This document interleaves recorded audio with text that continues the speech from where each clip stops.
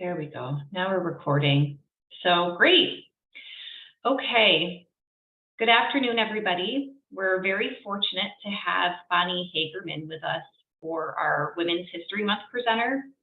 Bonnie is an assistant professor and general faculty of Women, Gender, and Sexuality at the University of Virginia and serves as the department's director of undergraduate programs. Her research focuses on women, gender, and sport, and 20th century American social history. Her courses include a history of American sportswomen, global perspectives on gender and sport, gender in the Olympic Games, and race, gender, and sport. She also teaches history of gender and sexuality, 1865 to present. Today, Bonnie will be sharing a presentation with us entitled Sports Unfair Advantage. As a brief synopsis, in 2009, South African runner Caster Semenya won the 800-meter run at the World Championships and ignited a firestorm that has raged for more than a decade. Semenya's performance in that race highlighted what some viewed as her unfair advantage in sport. In Sports Unfair Advantage, Bonnie questions whether it is indeed Semenya who has an unfair advantage over her competition, or whether there are other female athletes who possess qualities that are far more powerful than any Semenya might enjoy. With that, I'll let Bonnie begin her presentation, and we'll make sure to save room at the end for some Q&A. Thanks so much, Bonnie. Thanks, Jenny, and thanks to all of you for having me today. I'm looking forward to spending this time with you.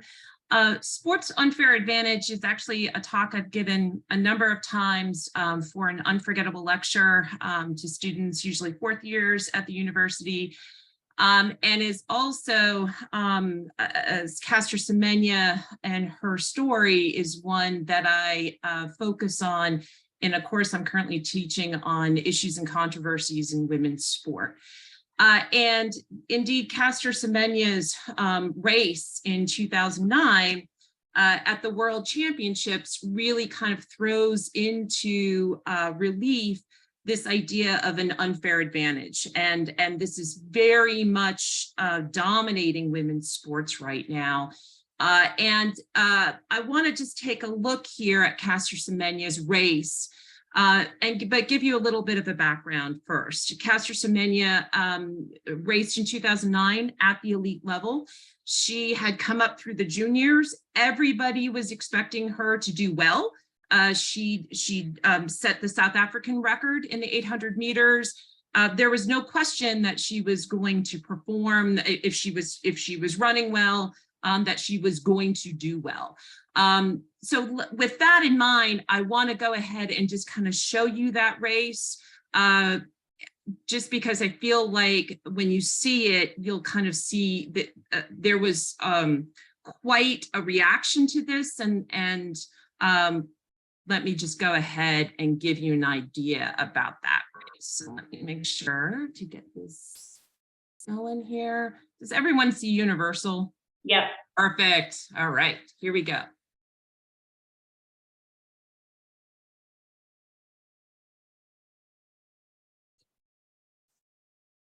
You know what? It occurs to me I need to share my sound.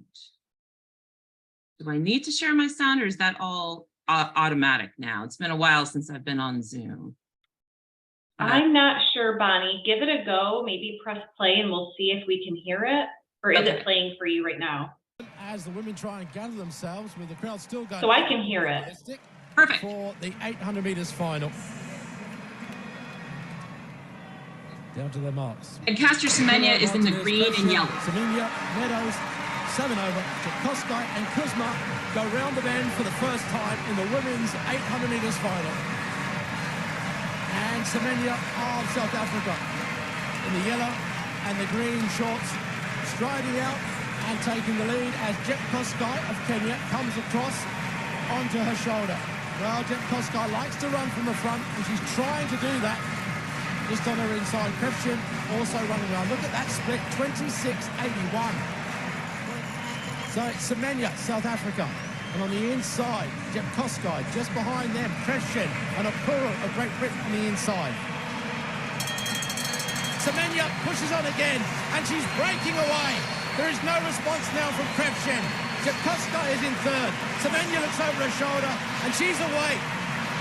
10 metres, drifts to 15, drifting to 20, and the others cannot respond.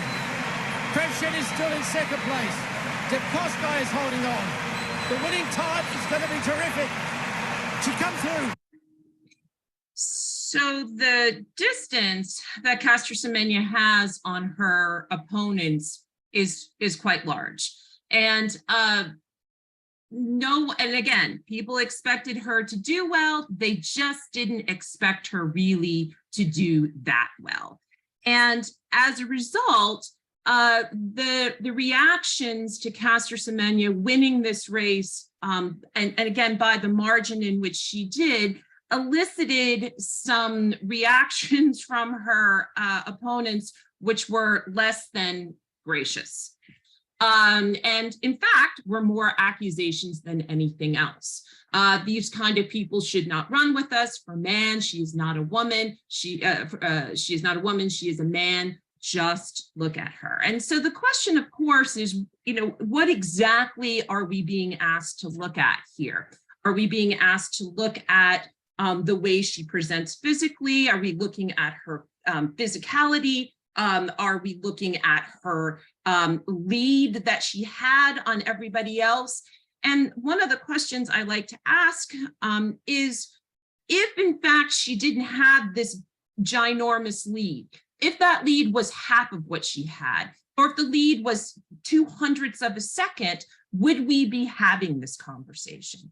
And how good then can you be in sport before you have accusations, particularly in women's sport, before you have accusations that you are not a quote unquote real woman? Part of this issue, of course, was speculation about Caster Semenya's femininity, or in fact, the lack thereof. And Caster Semenya's handlers addressed this issue kind of right after the 2009 race. And in You magazine, there was a makeover of Caster Semenya. We turned South Africa's power girl into a glamour girl, and she loves it. Wow. Look at Caster Semenya, or look at Caster now. And there's, of course, the obligatory before picture and then the after picture. And the issue here is that for many women, the need to prove their femininity, particularly in the sports world, is an important role to play. For some women, in terms of their sexuality, their race, their class, it's even more imperative to prove their femininity. So I have this question mark after this, because indeed the issue is, whether or not Caster Semenya is successful, and for whom is she successful? Who gets to judge this? Who gets to decide what femininity looks like? What are the standards for that? And I think what's really interesting here is that Caster Semenya is part of a sport, track and field, which is governed by the IAAF, which is it's the international sporting body for athletics, which historically athletics has been track and field essentially. So the IAAF is the governing body for track and field, much like FIFA is the governing body for soccer. And track and field has a history of gender verification. Since 1967, track and field has felt it imperative to test its runners, its female runners, to make sure that they are in fact truly female. And these tests began kind of as the Cold War gets underway, and the IAAF justifies this decision due to quote unquote persistent speculation about some of its female competitors. So starting in 1967, the IAAF began with a visual inspection. And essentially what this was that female participants would walk into a room. There was a panel of 3 doctors. They pulled up their short, they pulled down their pants, their trowel, and they stood in front of this panel, which would then be judging them to see if they were in fact female or not. They kind of turn around, they'd be looked at, and then they kind of exit stage left. I'm concerned that there are drama people here. I'm not even sure that's true, but they exit out the other side. And then the idea was that for those for whom visual inspections were not clear, they would be brought back for a more studied, read invasive examination, legs up in stirrups, and a full gynecological exam. The athletes, as you might imagine, hated it. And they dubbed it the nude parade. They absolutely hated it. And the IAF felt like it was not scientific enough. And so starting in 1967, then later that year, they initiated the bar body test, which has nothing to do with a visual inspection and has everything to do with just kind of scraping your cheek. It's a chromosome test. And, you know, XX then indicates female, XY indicates male. The problem, of course, is that science is messy. And we never, this idea of a binary and a clearly defined binary between men and women, male and female, simply doesn't exist. And there were plenty of cases where some women tested as XXY. They had passed the visual inspection, but with this new bar body test, their test came back as XXY. This happened to a Polish 400-meter runner for whom now she was not allowed to compete at the 1968 games. And in fact, the gold medals that she had won in 1964, she was stripped of because she might not have been male, but she was not fully female. And so XXY meant you could not compete. Some women also tested and they were shown to be XY. A number of these women had something called androgen insensitivity syndrome, which is kind of a subject maybe for another day. But the bottom line here is that they were assigned female at birth. They were socialized as females. They competed as females. And then when they were ultimately tested with this bar body test, it kind of came home that, okay, you are not, in fact, fully female. Ultimately, what happens is that even the XY chromosome test is abandoned. There is an emphasis on DNA. They try that for a while. And then ultimately what happens here is that the focus moves to hyperandrogenism, which is in fact high levels of testosterone. And so what happens here, starting in the late or early 2000s, mid 2000s here, 2009, 2010, the focus becomes on hyperandrogenism. And what I should also say here is that while the IAAF kind of sets this standard for gender verification testing, the IOC follows the IAF's lead so that every single female competing at a world championship, Olympic level also has to have gender verification testing. In fact, every single female who's competed in the Olympic Games up to like 1996, that's when it was, everybody had to do it. Everybody was tested except for one, and that was Princess Anne in 1976. They felt, the IOC folks felt like it was insulting, inappropriate to make the Queen's daughter get tested because, you know, it wasn't insulting for anybody else.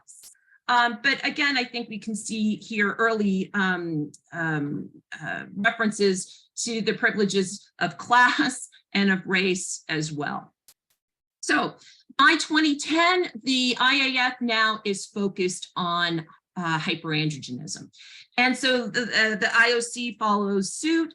And the new rules then talk about an expert panel shall examine all information and establish one, whether the investigated athlete's androgen level measured by reference testosterone levels in serum is within the male range. So if as a female, your testosterone is in the male range, that's a problem.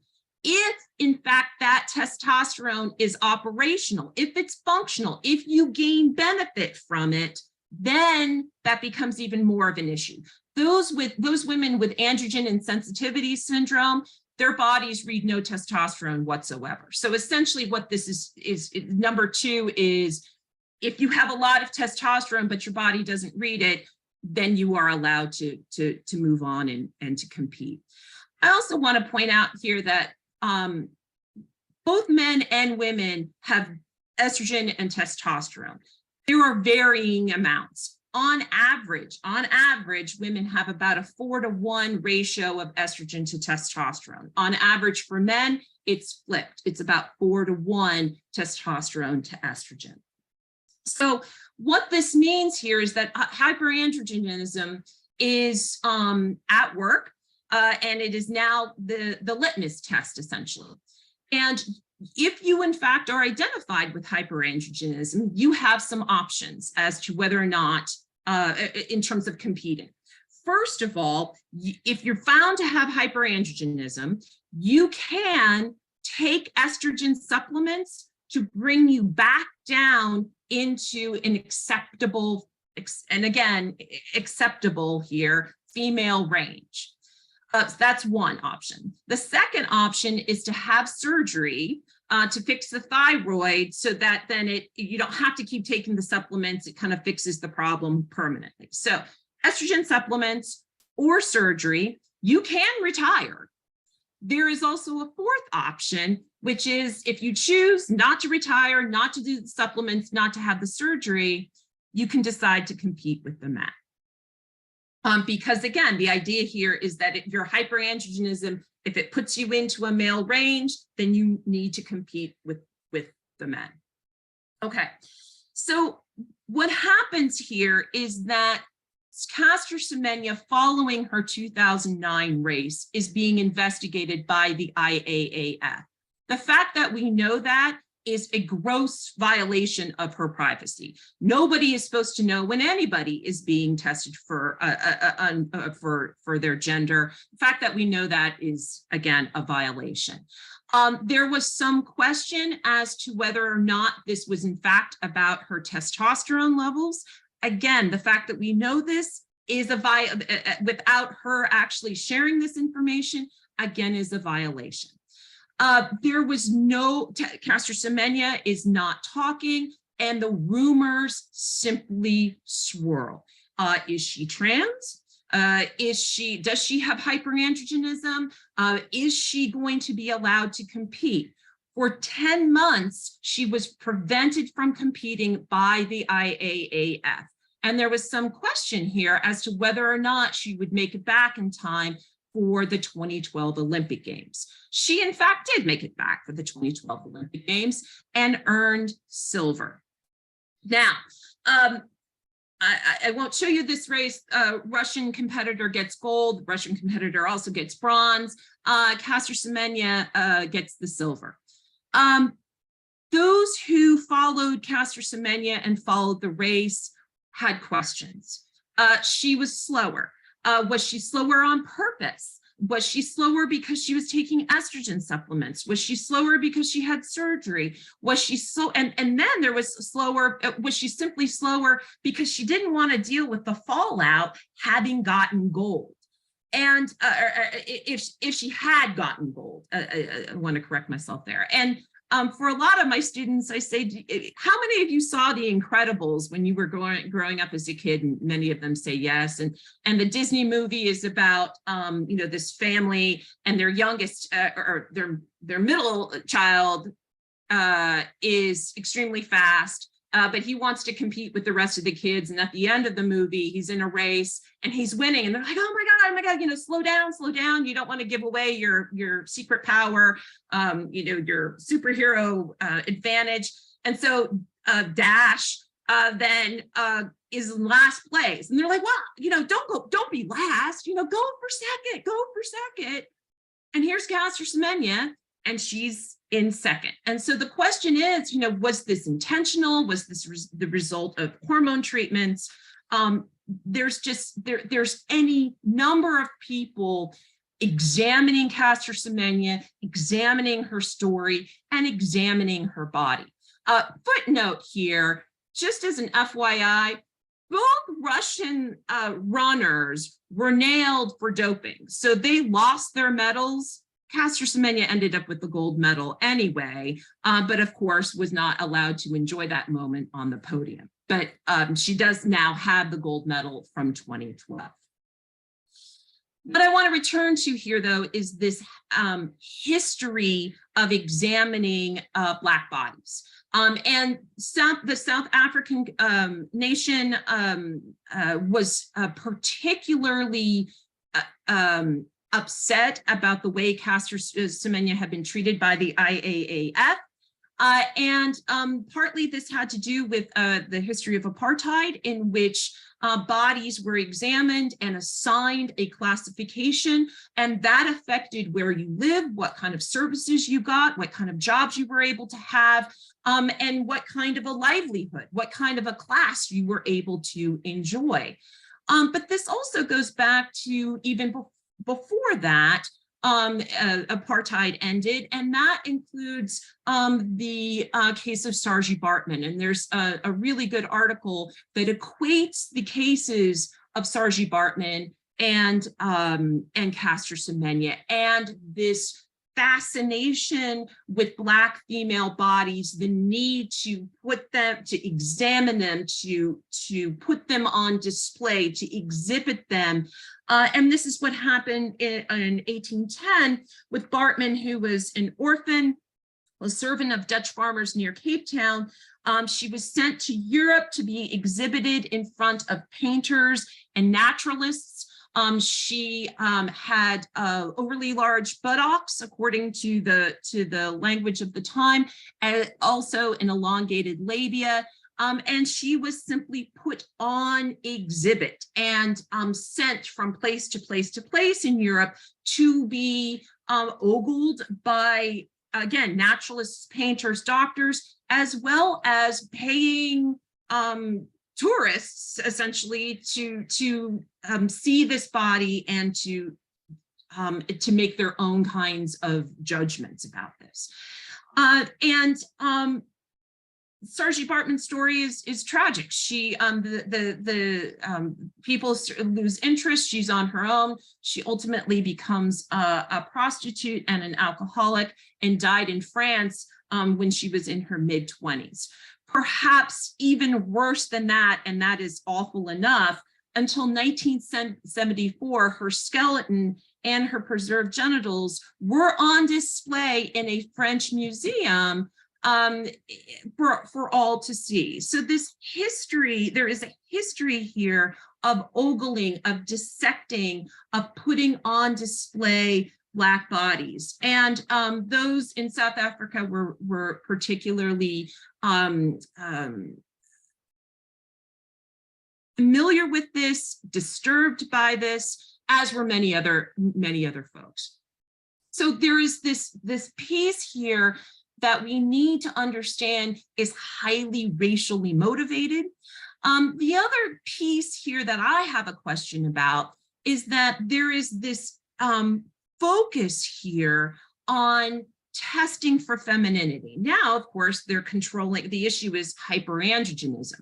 But my question that I have is, why is the IAAF only correcting for hyperandrogenism? There are any number of conditions that yield and in fact have been proven to show an unfair advantage in sport. One of those is associated with Eero Montrianta, who is a Finnish cross-country skier. He competed in 1968, but really 1964 was his year. He earned a gold in the 15-kilometer cross-country ski race, which he won by 40 seconds, and then the 30,000-kilometer race, which he won by over a minute.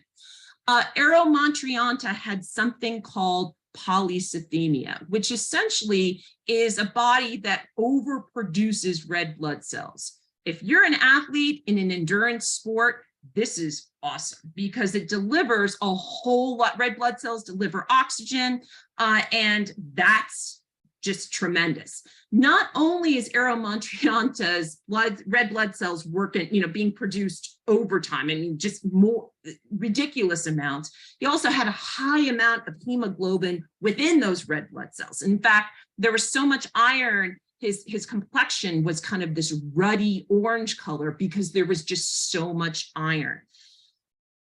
Polycythemia is essentially naturally occurring blood doping, which done synthetically is against WADA, the World Anti-Doping Association's protocol.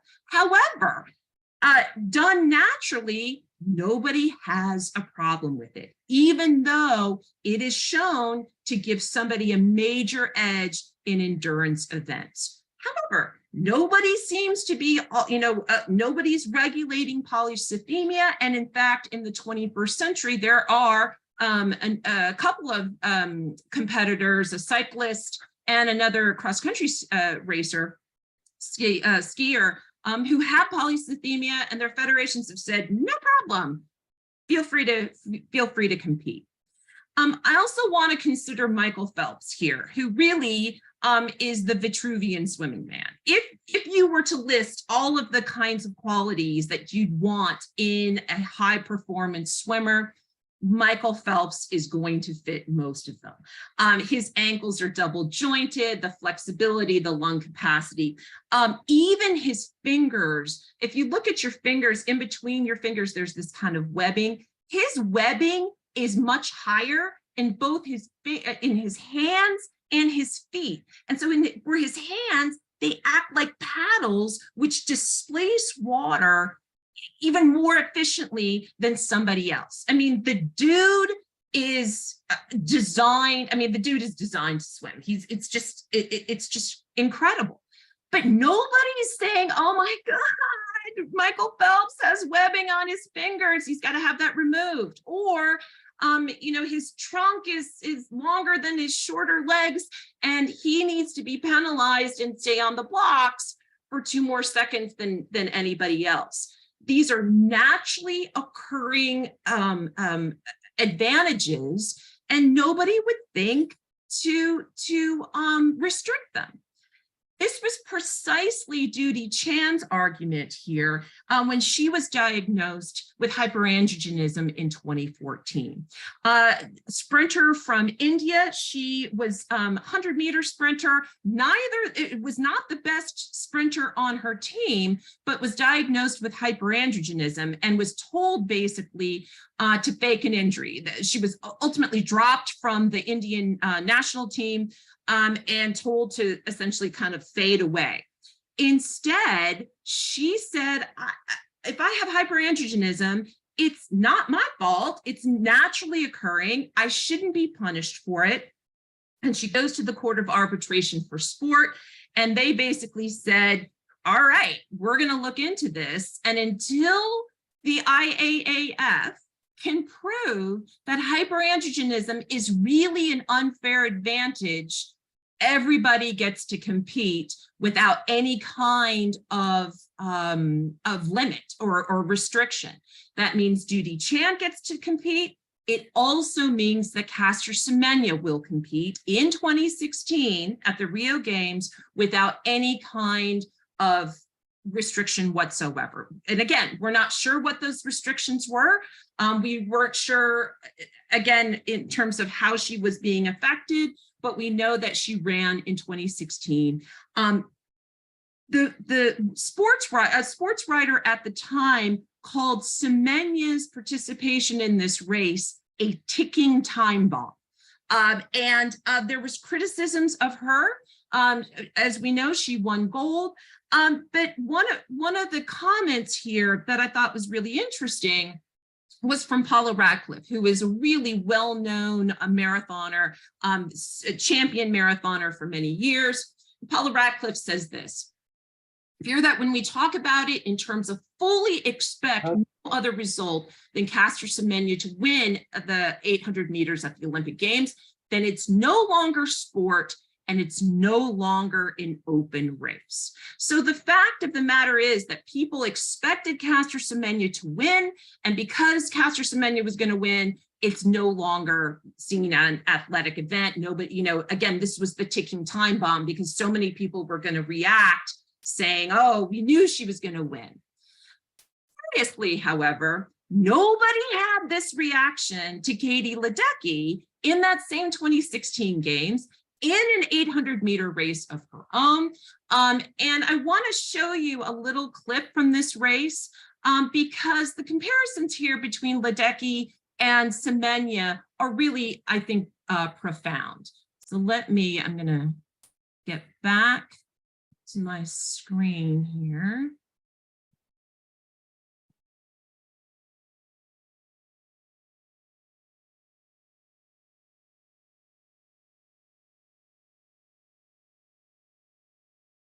So we'll see Katie Ledecky start this race, and then what I'm going to do is kind of show you maybe the first 100 meters, and then we're going to skip towards the end.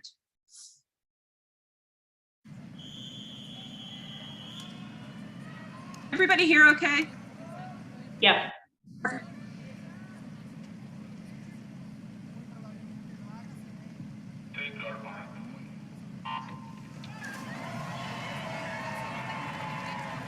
They're away now, and we will see if the trend continues for Ledecky, that she will instantly go into the lead, and it's effortless from her. Already, you look at that and you say, righto, the fight for second is starting, but Ledecky will go out fast. She runs her races close to world record, even in training, doesn't she? She's an extraordinary ability to just constantly pump out quick times over this distance. 800 freestyle will have a little bit more of a chance to have a look at her technique that is carrying her to 3 gold medals already, looking for a 4th gold medal. She's also put a silver in there in the 4x100 freestyle relay, but she's sprinting out in the first 100 meters. She went 52 seconds in the relay for the 4x100, so to go around in a 57.98, it doesn't cost her a lot. Carlin of Great Britain turned in second place. Okay, so we're skipping ahead now, I hope. She knows she's getting towards the last 100 meters, so she's really lifting it up. She's going into this freestyle 100 meter sprinter's kick. The ratings increased. It's a short, sharp turn of the head to get the breath in. A little over 100 to go for the world record holder, defending Olympic champion. We looked at those feet barely moving in the 2-beat kick early on. Now there's plenty of splash there as she staves off the world record line, and she's well and truly beaten off the opposition. It's her against the clock. Kapash is still in second. Jazz. Oh, sorry. Carlin's got a fantastic battle for this silver medal and the world record. Katie Ledecky is racing against herself. That world record line she owns, and she did come home very well when she said it, but I think she may have its mark. That was a 30.76 that lap. The crowd urges her on. The rest turn, and they won't even be able to see the feet of Katie Ledecky. She's so far away from them. Ledecky, gold medal. Ledecky, world record. Katie Ledecky of the USA reigns supreme yet again. So. All sinks in. You're running on adrenaline. Sorry. Let me get back here. This is the Olympic.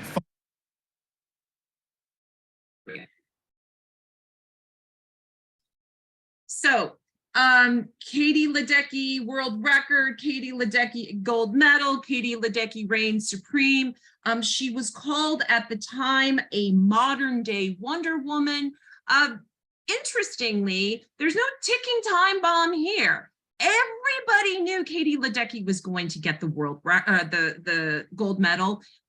Pretty much people were figuring that she would get the world record, and yet there's nobody talking about a ticking time bomb. There's nobody investigating Katie Ledecky in terms of her femininity and an unfair advantage.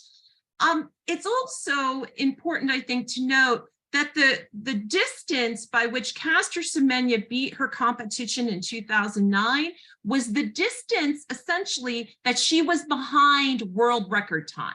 Caster Semenya was nowhere close to a world record in the way in which Katie Ledecky was. And the world record she broke was her own.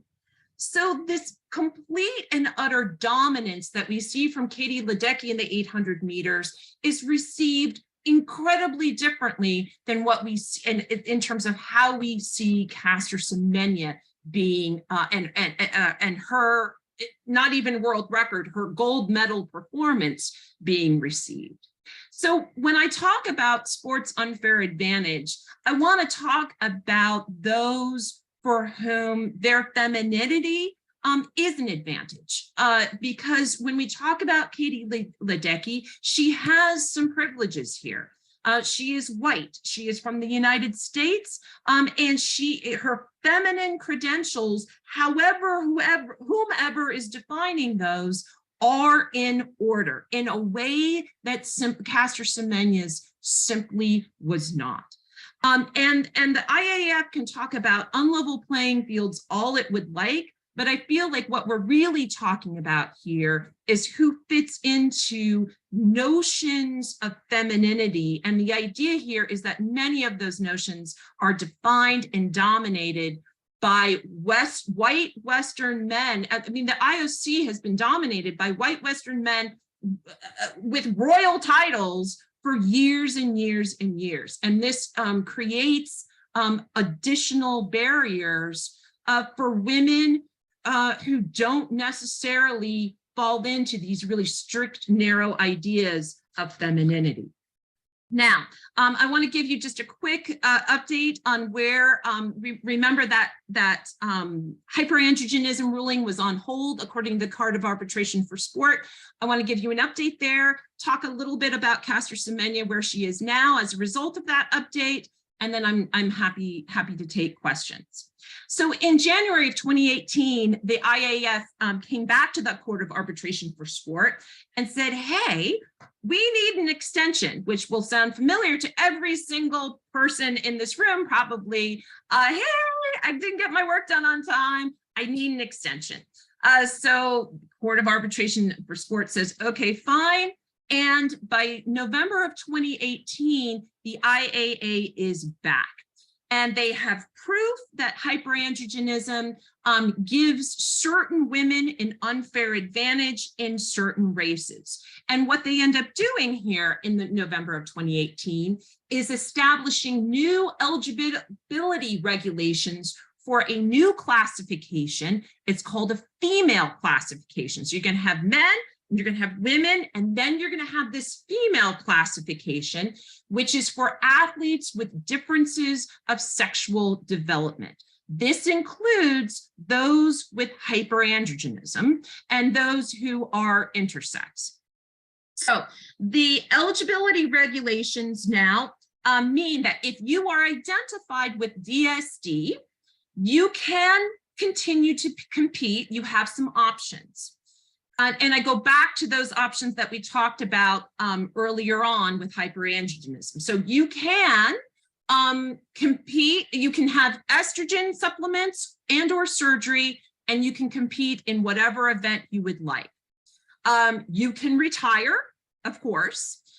If you choose not to have the surgery, you can compete in anything under 400 meters and over 1,600 meters.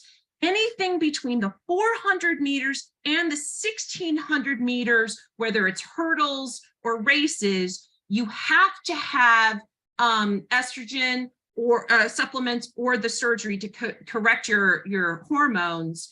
But if you choose not to have the surgery, you can run the 200 or you can run the marathon or the 5,000 or the 10,000, whatever.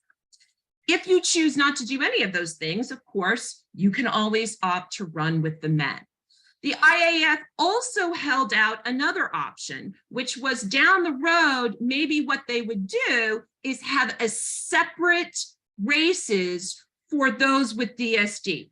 So you ultimately would be competing against others also identified as DSD, but right now they have not moved to that third classification. Lord Sebastian Coe has this to say about the new rule that comes down in November of 2018. The International Federation for our sport, we have a responsibility to ensure a level playing field for athletes. Like many other sports, we choose to have 2 classifications for competition, men's events and women's events. We need to be clear about our categories. Our evidence and data show that testosterone, either naturally produced or artificially inserted into the body, provides significant performance advantages in female athletes. Revised rules are not about cheating. No athlete with the DSD has cheated. They are about leveling the playing field to ensure fair and meaningful competition in the sport of athletics, where success is determined by talent, dedication, and hard work rather than other contributing factors. This is when I kind of open it up to my students, say, what do you think about this? And very quickly, my students will say, what about like money? What about, this idea that there are no other contributing factors other than talent, dedication, and hard work is simply absurd. A number of years ago, U.S. Swimming had perfected these, and the physics associated with sports is simply tremendous. But they had studied the way sharks wick water, they throw off water, and they designed a suit that mimicked shark skin, but it was $500 a suit, and you could only wear it once. So, the amount and people wearing those suits had all sorts of advantages. They broke all sorts of records. And then international swimming basically banned those suits because it was an unfair advantage. But the idea here is that there are plenty of ways in which money means an unlevel playing field for so many people. This idea that they're focused on one issue, on hyperandrogenism, feels very targeted to me. And certainly Caster Semenya felt that way as well. She has talked about being targeted. She has herself appealed all of these decisions. She has been unsuccessful. And most recently, she was competing in the 5,000 meters because she refuses to take estrogen supplements. She refuses to have surgery. She feels like she was born a woman. She's offered to do a visual inspection. And in fact, there's a fabulous article, it's older now, from 2010 from the New Yorker by Ariel Levy, talks about Caster Semenya basically being in the women's locker room and undressing in full view of her other competitors because she knew that there was talk about whether or not she was quote unquote a real woman. She's offered to do the same more recently and to show people her vagina to basically say, look, I am a real woman. I was assigned female at birth. I grew up as a female. I want to run unencumbered as a female. And it should be my right to do so. Unfortunately, in my opinion, at this particular time, the regulations about the female classification or those with DSD remain in effect as of 2023. And again, Caster Semenya has been leading the way here. Given the way we are trending in terms of sports, women's sports in particular, and the treatment of trans women in sport, I fear that we're going to see even more stricter definitions of femaleness. And really, in my opinion, it's less about femaleness and much more about femininity. And the ability to prove your femininity without any kind of challenge, I think will remain one of the greatest advantages in sport for women, for those women lucky enough to have it. Thank you so much. I'm happy to take any questions you have. Bonnie, thank you so much for presenting on this. I found myself getting a little worked up as you were speaking. I think amid everything with the reversal of Roe v. Wade and everything too, just not being able to make decisions about our own bodies was coming up for me. Like, they give options like, oh, you could get surgery or you could take estrogen and all these things, but it doesn't even feel like a choice. It's like I don't know. It was hard for me to hear, but it's so important that we do hear. So I thank you for presenting on this topic. Yeah, thank you for having me. I should also say here, I see some questions here about hyperandrogenism being functional at any time. So what's really, I think, quite interesting here is the choice to focus on hyperandrogenism. Testosterone is a really slippery marker. It can change from day to day, it can change from hour to hour. And so this idea, so you could have a certain testosterone amount on one day and it would be different on another day. So the fact that that the IAF has doubled down on this one marker is very troubling. And again, there have been plenty of women who've not been allowed to compete because of their high levels of testosterone. There is simply no equivalent for men. Men have never been subjected to gender verification testing ever. And there is no such thing as too much testosterone. There is no such thing as hyperandrogenism for men. So I think this is an important kind of difference to note. For sure. It looks like Francis just posed a question around how do these policies affect trans women competing?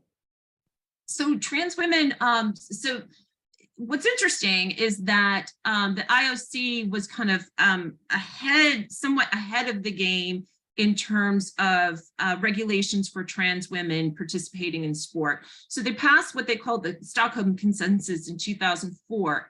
It allowed trans women to compete. You needed to have 2 years of hormones treatments before you could compete. You needed to have both top and bottom surgery, and you needed to have a change in all of your documents. Birth certificate, driver's license, passport, everything had to match your new gender, essentially. And not surprised, so what was seen as very kind of progressive at the time was very quickly pushed back on by members of the trans community who basically said, look, first of all, not one trans athlete was involved in making these regulations. And top and bottom surgery is extremely expensive, number one. And for many in the trans community, they don't see surgery as being crucial to their definition. For some people, for some trans folk, they do feel like they want to go through with gender affirming surgery. That's an option, that's their choice. But for others, it has nothing to do with how they view themselves. So it's an expensive surgery, and it's one for whom some folks just don't see it as necessary. The issue with the identification, there are some states that simply will not issue new birth certificates and the like.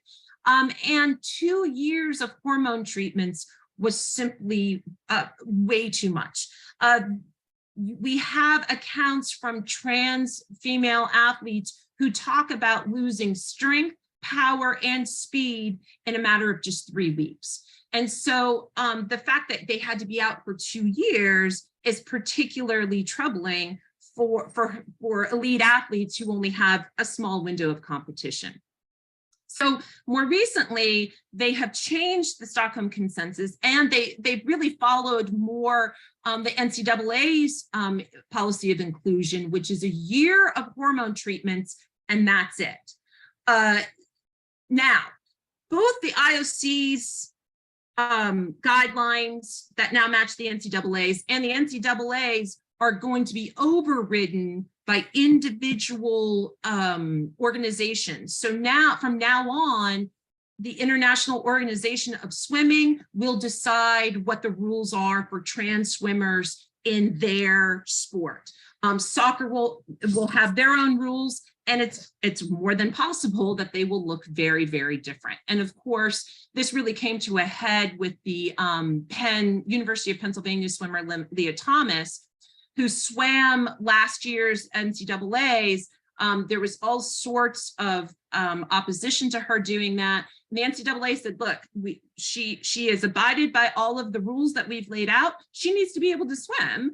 And if the FINA wants to change its rules, it's more than they're more than welcome to do that, since they'll be taking control essentially this year.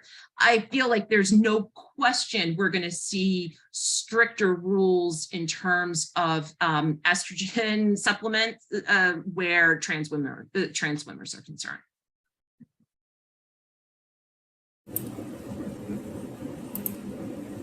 Does anybody else have any questions? Oh, Erica.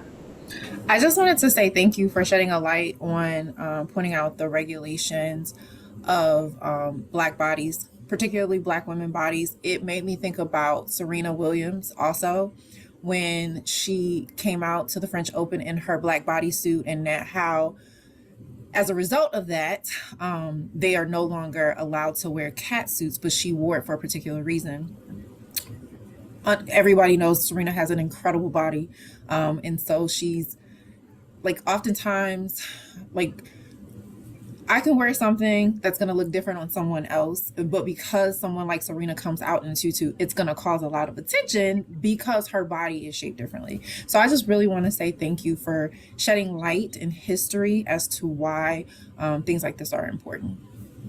Well, thank you so much for those comments. Serena, of course, I almost think that she's our equivalent of Saartjie Baartman in the 21st century. When she came back at the Australian Open, and I'm forgetting what year that was, which she ultimately won, by the way, people are like, oh, she's out of shape. And she talked about this in terms of her own body. She's like, am I really overweight, or is it just, and again, what's overweight and according to whom, right? And she said, you know what, I've got big breasts and I got a big booty, and I'm bootylicious is I think how she referred to it. And she said, I'm never gonna be a size 2. But I'm gonna continue, and she continued to want, but the focus and the freedom, I think, that sports writers felt to comment on her body and to reward white body.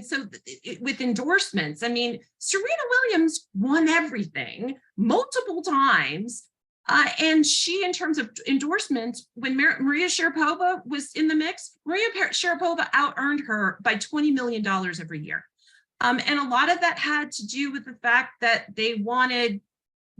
Serena Williams did not look like everybody else on that tennis tour. And she and Venus, I think one of their long-lasting legacies will be to challenge people about what athletic bodies should look like in a variety of sports, and to show the ways in which sports writers simply treat people differently because of their race. I absolutely believe that. And you saw that too in the 2018, I think, treatment of her in that cartoon by the Australian artist that just was racist, in my opinion.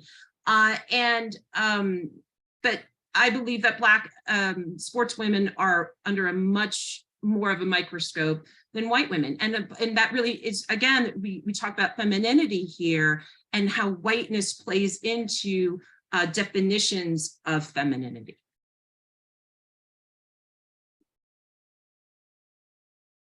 Nicole? Yeah, and so to piggyback off those comments, is I want to say I really appreciate the awareness, just like Erica, and I'm sure a lot of the other women on this call. But I like to say, we body shame ourselves, and so we need to stop doing that because society is already going to do it for us.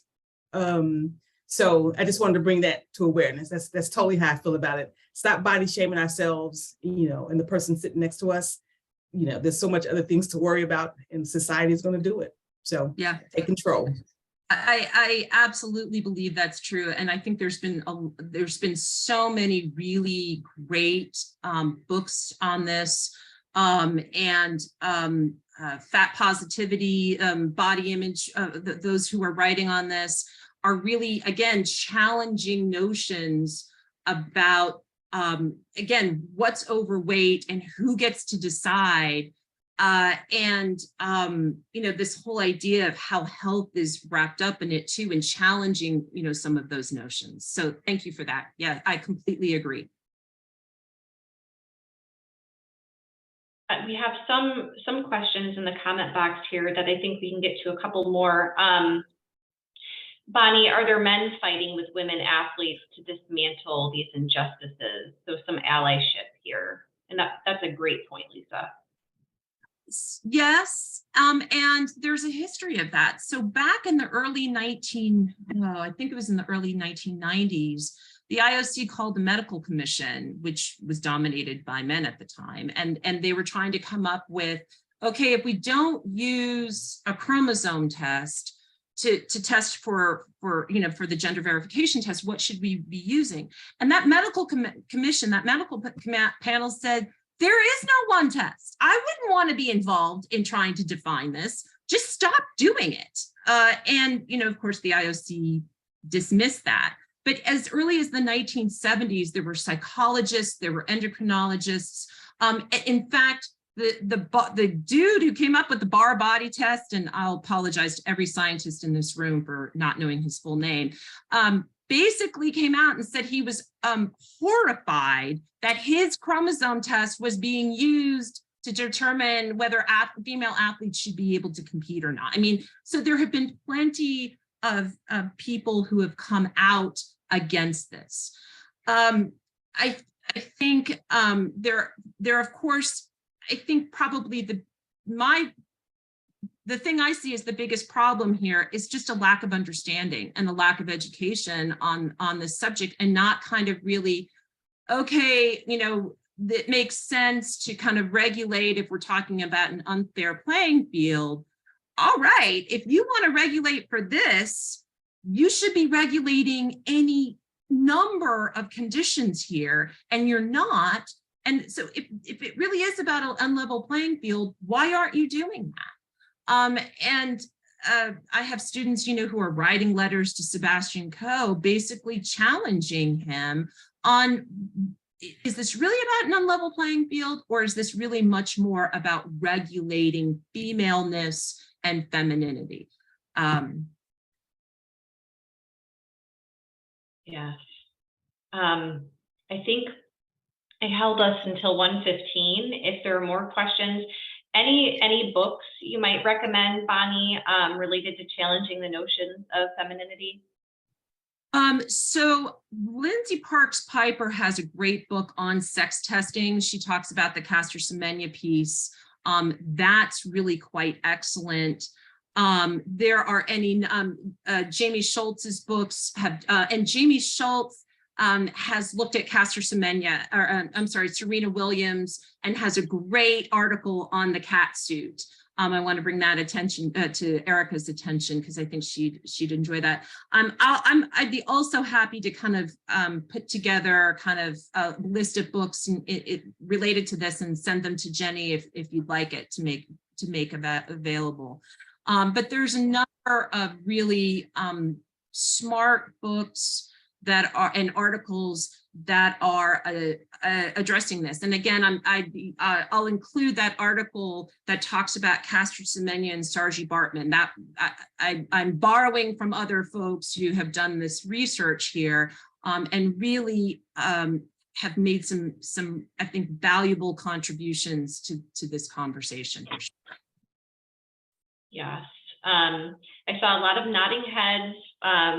So I think in terms of offering up some books and articles, that would be wonderful, Bonnie, when you have a chance. I know it's a busy semester, busy time of year, but we're so grateful to have you today. Thank you so much for bringing this topic to our awareness, speaking with us during Women's History Month. It was really powerful to have you here, so thank you.